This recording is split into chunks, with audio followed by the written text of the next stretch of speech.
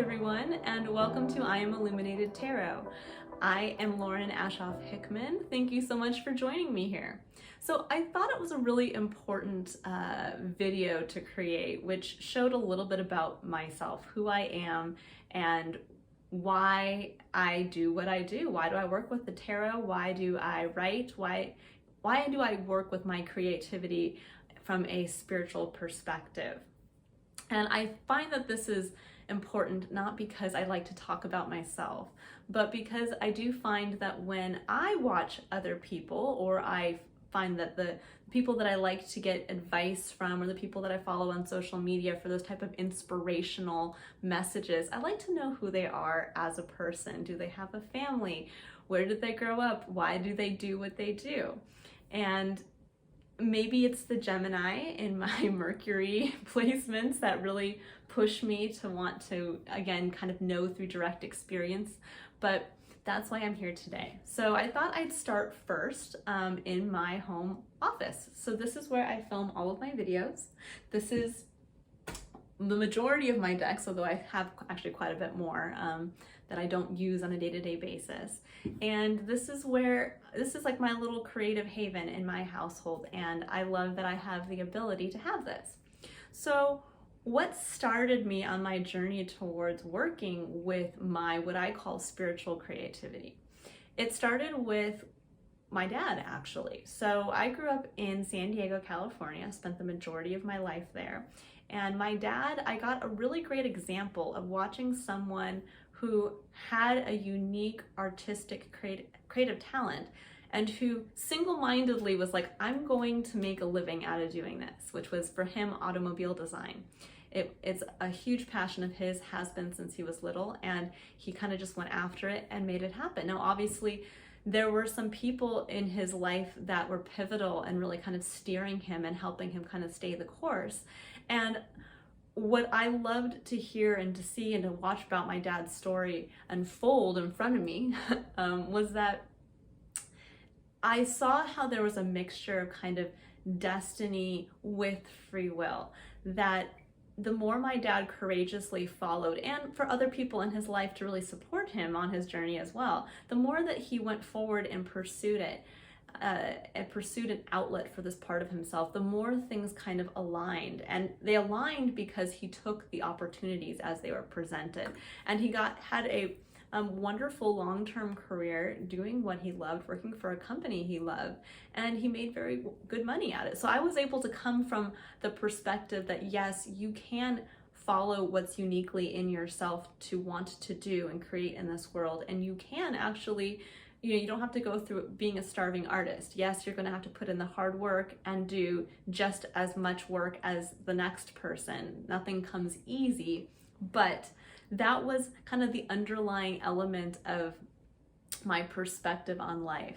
Now, I'm a little bit more of a hands-on person, and it frustrated me for a long period of time as I went out into the world that how come I couldn't find that one thing? How come there wasn't that part of me like my dad that had that driving, like single-minded focus towards something? Because boy, I'm a hard worker and I can really dig deep when I want to.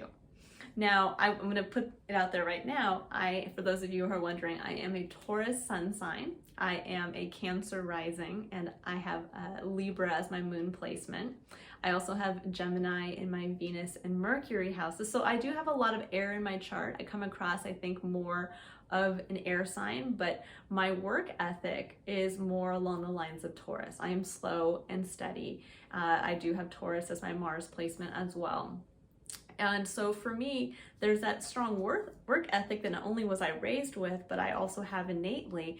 And I just wanted to apply myself somewhere to something, but I just couldn't seem to have that single-minded, dedicated focus. And so I went out into the world and I just kind of followed the jobs that kind of came my way. And that turned into what became 13 years in operational restaurant management for very high volume restaurants in San Diego.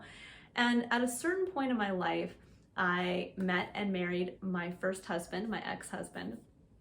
And I was so focused on my kind of fulfilling the work side to my experience and finding that one kind of driving call to action that unfortunately, things kind of withered in my marriage, and we were never probably partnered correctly to begin with, looking back in hindsight, but I didn't have the maturity at the time to balance both aspects of myself. And so I found myself at 35 questioning my entire life experience. Actually, it really was more my Saturn return, which was around the age of 32, when I really got to that point of saying, okay, I've been in the restaurant industry kind of just out of default. I just worked my way up. I fell into a role that ended up kind of growing and growing and growing, but I'm not fulfilled.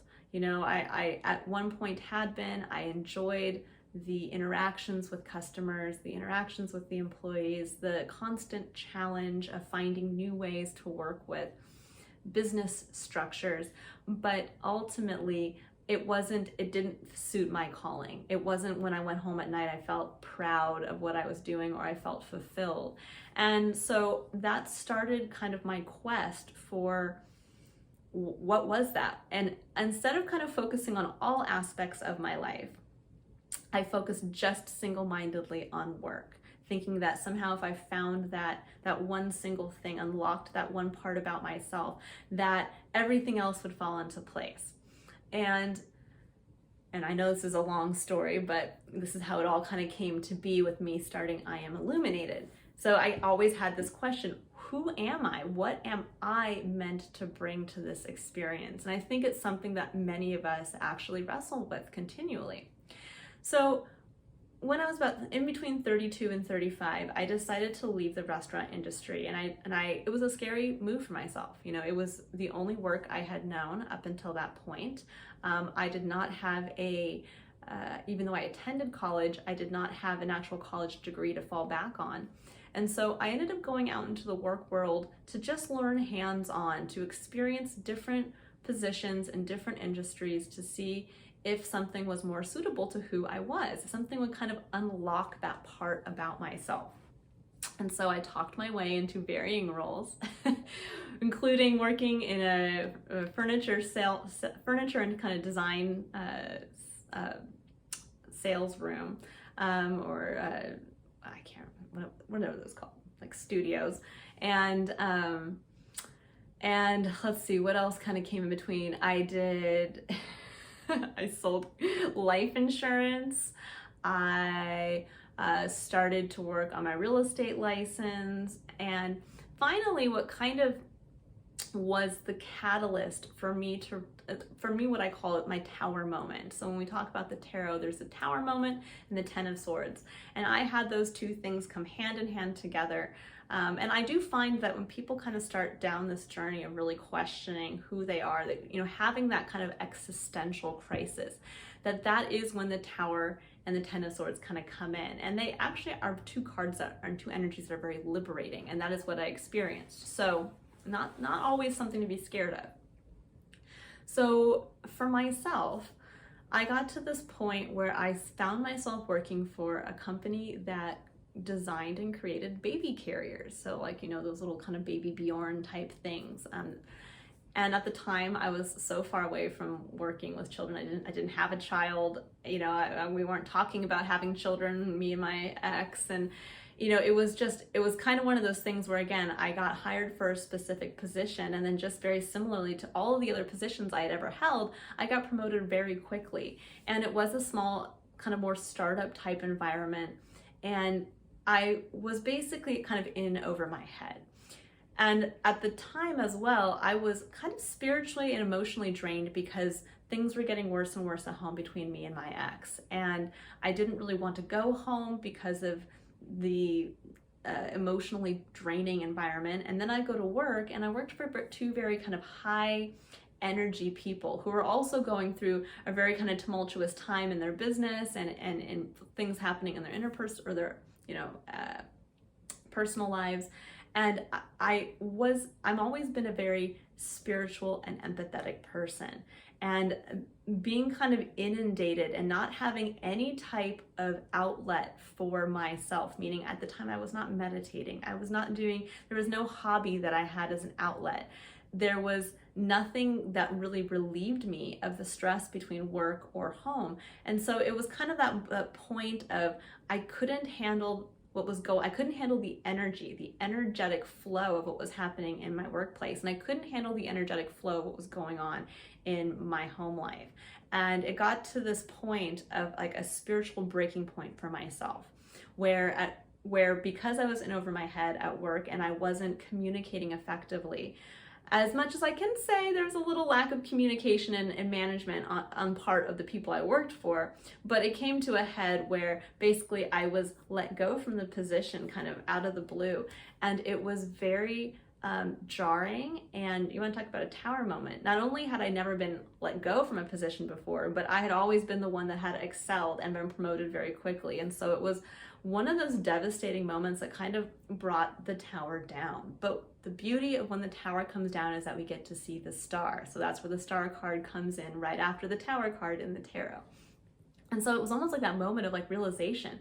The first day that I woke up after being let go and realizing I had no job to go to, I didn't even know how I wanted to fill my time, because at that point I had been so far removed from who I was. That I am question that I was so desperately trying to answer through work was unanswered. And so it was one of those moments of waking up, and it was almost like I woke up to my life, the life that I had not wanted to see for quite some time. And what I realized is that, you know, I didn't have a strong partnership with my husband.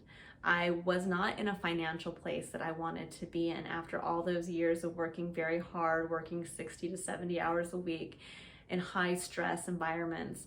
And I still at this point had no idea what I wanted to do. And now, in addition to that, I realized, wow, I really have no connection to myself.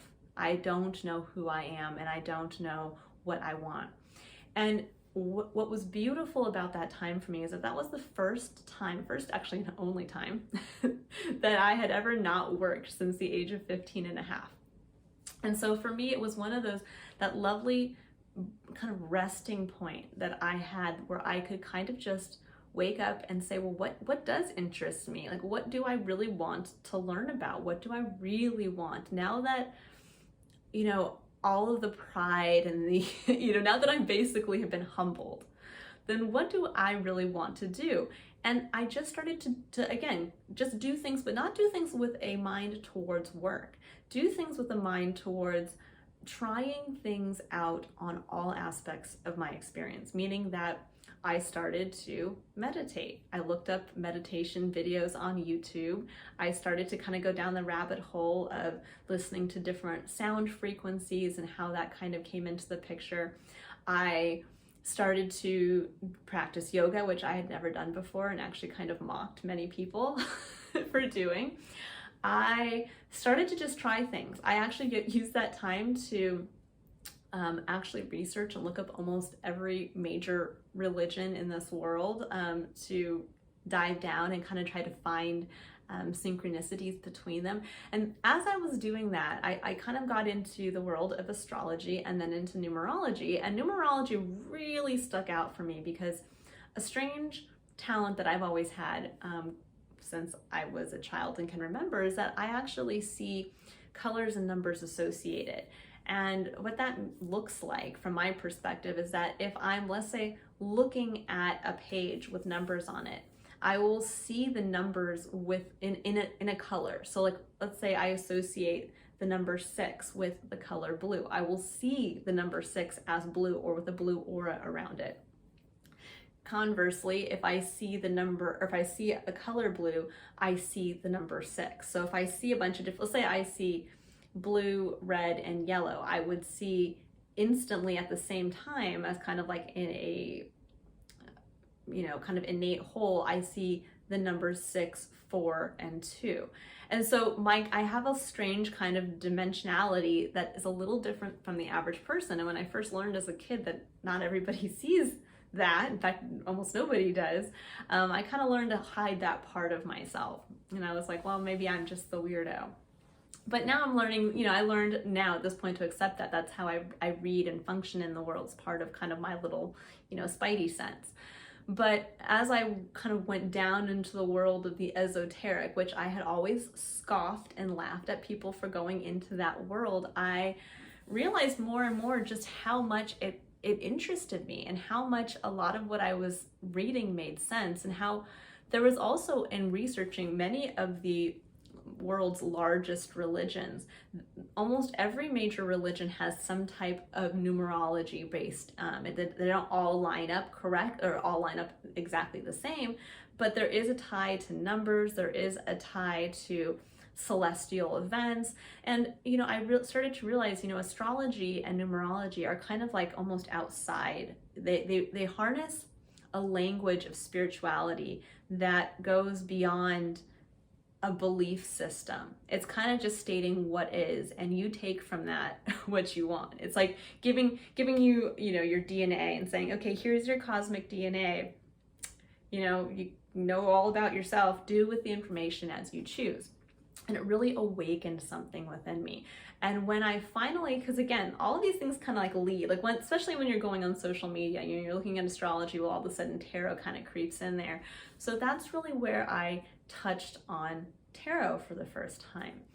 And what I realized is that the tarot not only brings in, it's like the final tie to the numerology and astrology kind of component. It's almost like a trifecta, where the tarot brings in the storytelling component. It brings in the imagery that we as human beings in our forms now need to be able to kind of take what are almost intangible concepts to a certain extent and bring it down into something where we can say, see the picture? Yeah, this is what the tower looks like when it comes down.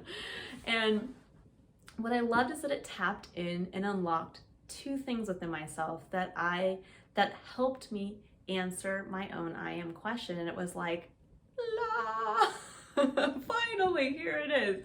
In the mess of my dissolving relationship with my husband, and in the mess of being let go from a position and not knowing what I wanted to do, and in the mess of having financial hardship, here's the gem, here's the pearl that's been inside you, and this is what's been chafing at you the whole time. But you had to get to this point with the working knowledge that you have previously of yourself. And so the beauty of that whole period was that it unlocked the two things that I currently can probably state I am. I am someone who lives from my imagination. And it was some part of myself that I actually kind of hid away as a child, because I would go into a vast world of my imagination. And I kind of never felt like I was able to be present no matter where I was. I was always kind of like that seeking something in the, like somewhere I'll find where I fit. And I think part of me, that's my Pisces midheaven, is that I'm kind of a part of everything and a part of nothing at the same time. I had to realize that no matter where I am, I am. That no changing setting or no changing relationship or no, changing external situation is ever going to change what I bring uniquely to that situation. And so that's why I really stress that in my readings, because I do find it's important. So I am someone who lives from my imagination, and that is a necessary and unique thing that I bring to everything, no matter where I am. And that's why I really focus now on my writing and the books that I am creating. And in addition to that, I found that I am also a spiritual being. Now, we are all spiritual beings, but myself personally, I am someone who is a little bit more spiritually attuned to the flow of energy. And what does that mean? That I do work with energy, not only in kind of the spiritual esoteric sense, but what I did as an operational manager in many of my positions was dealing with energy flow. And I'm someone who is kind of an efficiency expert to a certain extent. I understand how to prioritize effortlessly, where a lot of people struggle with that. I can tackle a mountain of work or tasks and be able to break it down very quickly and kind of digest it into, I see the flow. Like, you can throw up almost like that scene in E.T., throw up the balls of everything that's going on, and I can very quickly organize and go forward. And so that was a part of myself that I realized, that I have the ability to work with energy and especially adapting and kind of changeable energy much easier than the average person, including working more on an emotional level with people. So really being able to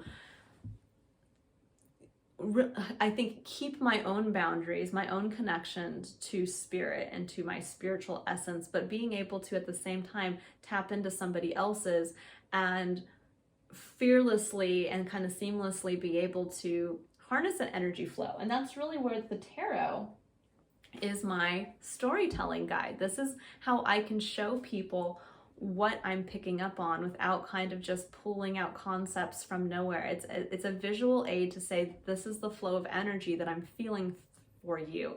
And these are the areas that maybe are not flowing as well. It would be like me going into a place of business, which I did do for many years, and say, you know, this process can be done better and more efficiently. We need to buy this piece of equipment, or we need to move somebody over here, or we need to, you know, do something along those lines. That's what the tarot is for me. It's being able to pick up on the energy of what in the individual needs to kind of be reorganized so that the flow of energy is efficient. So that's just a little bit about me. Now, once I tapped into that aspect of myself, I actually did focus on writing my first children's book, which is called Spirit Sparrow. I do actually have, I think, a copy over here, a few. Let me see. Now, it is not in the way that I want it to be, let's put it that way. You can buy it on Amazon for way too much money. I tried to do my own self-publishing in this one, but with my future publications, I am looking to seek a more traditional publishing method, and I hope to actually do a second edition of this with slightly different imaging and in a different form. But it is still my pride and joy. And what I loved about it is that it was something that I did hands-on. So I actually cut out from construction paper the majority of the images in here, and then had my brother help with other pictures and things like that. But my cutouts are overlaid over much of the illustrations in here. But the story is all about a spiritual being really battling something that he could have cowered away from, meaning the hawk that's coming to, you know, attack the sparrow or threaten the sparrow, and in turn, in being brave enough to face that hawk, which we all have in our lives, is kind of a, you know, a symbol for that part of ourself that we all have to face. And if we can rise and have the courage to rise to the occasion and battle our own internal or sometimes external hawk, that is where, again, we get to win the gems of our soul. We get to unlock the parts of ourself that we realize, wow, I really am capable of doing this, or wow, that really is who I am. And that's what I get to bring. I get to bring my imagination into my experience. I get to bring my spiritual energy flow, my ability to actually use my storytelling and imagination aspects of myself to show people the energetic element of our spiritual experience that is around us at all times, and I can show it to them in a tangible form. So that's really where I am. And what's beautiful about that is that I'm continually facing my hawk, which was, again, that part of myself that was constantly looking for, who am I and what am I bringing? Who am I as like a unique individual, and what is my truly heroic capabilities, and becoming comfortable with that. I ended up also having to face other parts of my experience, like learning how to be humbled on many other levels. I had to move back in with my parents at the age of 35 after I left my ex-husband, which was, you want to talk about humbling after you've been on your own for 15 or more years at that point, that, yeah, no one at 35 wants to say I live with my parents, but I am so glad that they are loving, supportive people and offered me that ability because I was not financially stable at that time. And it offered me the chance to explore my creativity, to realize that, yes, even though I worked a regular 9-to-5 job, I segued into commercial property management. Even though I did that, I was able to have the downtime to explore what I wanted to do, to unlock, to start to work with that part of myself that I had never worked with before outside of me being a small child. I was an avid reader, and I do like to say I'm very much, well, I don't like to say it, but I think now that I look at myself, and a few of my friends have pointed it out to me, including my parents, that I'm very much the Anna Green Gables character. I'm a little out there. I definitely, as a child, did live in my imagination and often spoke from that place, which was kind of shocking to a lot of people.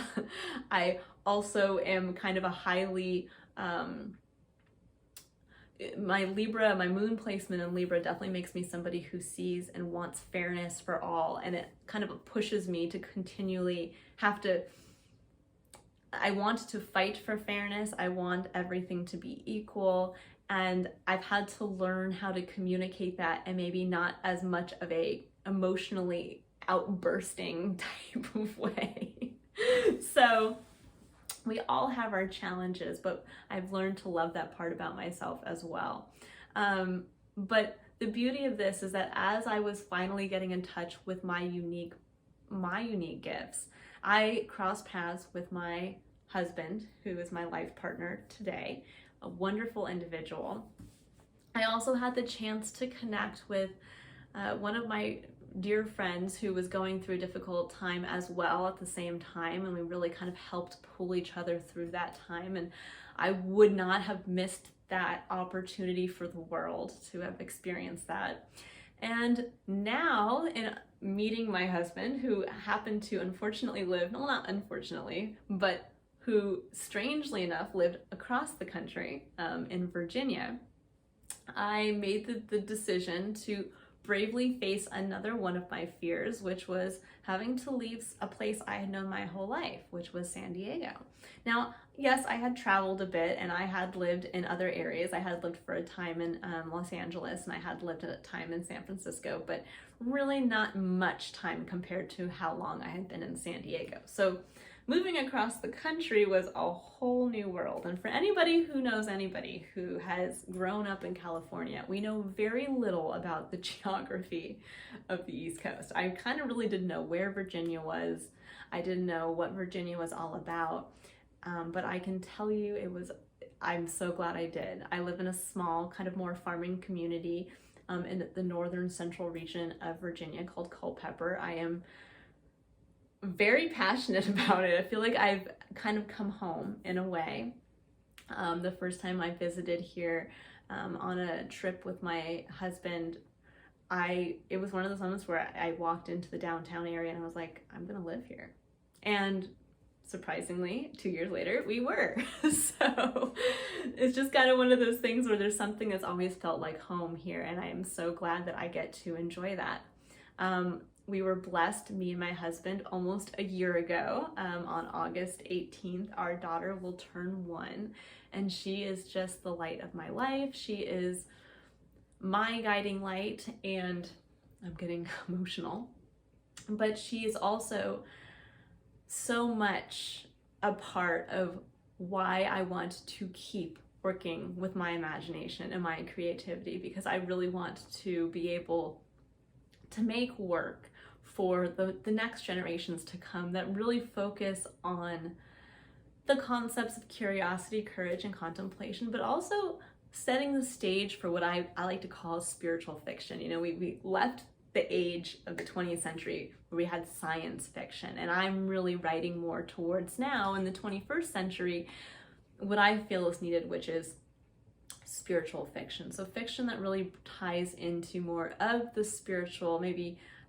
more esoteric realm of our experience, and how we can, in this century and hopefully in future centuries to come, we can kind of break away a little bit from where we've been so focused on, let's say, one of two things, either on the innovation on a physical level of our experience as humans, or on more of the structured and controlling elements of religion that I think have somewhat, they've been helpful to a certain extent of allowing a spiritual outlet, but at this point now I feel like are kind of stifling that spiritual experience that we can all have just innately in being a human. And so I would love to be able to really speak to that for the generations to come so that we can all feel that sense of purpose and identity and understand what we each uniquely have to contribute to society. And I want my daughter to live in a world where that is very prominent. So now that you know a little bit about me, I hope this has been somewhat illuminating. I do want to kind of add in here as well that I'm going to start to be adding other content on here, because the I Am Illuminated channel is really for me. I love to, as much as it is for you, and that I hope what I do is seen as some type of service for you.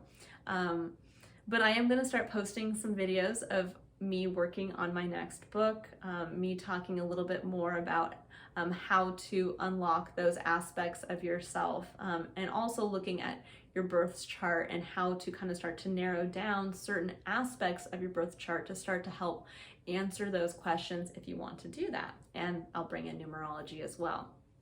But I do want to just end this and say that I have such a love of the tarot. It has been such a beautiful language that I've learned. And again, it's given me a alternative communication outlet for me to, similar to my writing, to be able to show how I see things, how I connect the dots very quickly, how I work with energy, and to be able to bring that all into something that can help me focus on communicating that in a physical, tangible, identifiable way to the person who is external to me.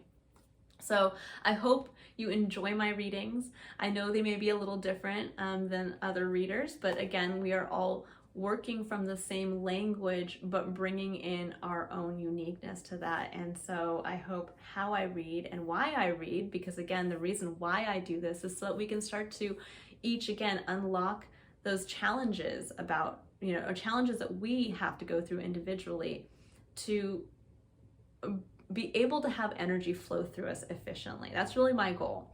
Just like my goal for 15 years or more for businesses was about how to efficiently run those businesses and direct energy between people, between how systems were run and organized. Now I do the same thing, but for people on a spiritual level. How can we take your internal energy and kind of break it apart to take a look at all the different aspects and then put it all back together to see, kind of where are the blocks? Is the block really in love? Is the block in a focus too much on, again, work? Is the focus too much on one aspect? And so that's really where, when we focus on that block and we can align everything else around it, we open up that energy flow again. And that's why I usually pick, again, one challenge, one block in my readings each month, because that's where something's a little out of alignment. All right, I will leave you all here with that. I hope you all have a wonderful rest of your day whenever you choose to watch this. And I have to say thank you so much for taking the time to follow my channel and for getting to learn a little bit about myself. And I hope at some point I'll get to learn a little bit about you.